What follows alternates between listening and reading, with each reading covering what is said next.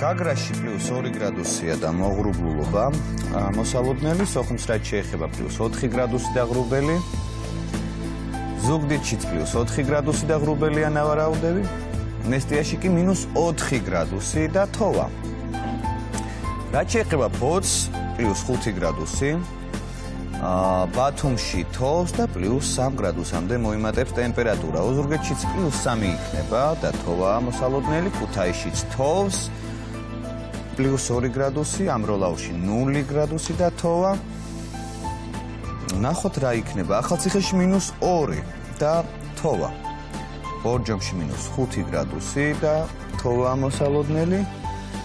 ბაკურიანში -8 გრადუსი და თოვა, ნამდვილი ზამთარი გვაქვს, გორში 0 გრადუსი და აქაც თოვლია მოსალოდნელი.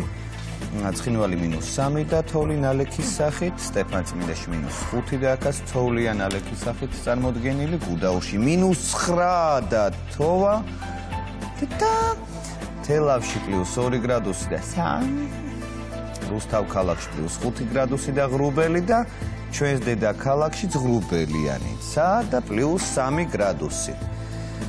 თოვლი არ არის ჯერჯერობით ნავარაუდები, იმიტომ რომ გამოვედი თითქოს ფანტელები ცვიოდა.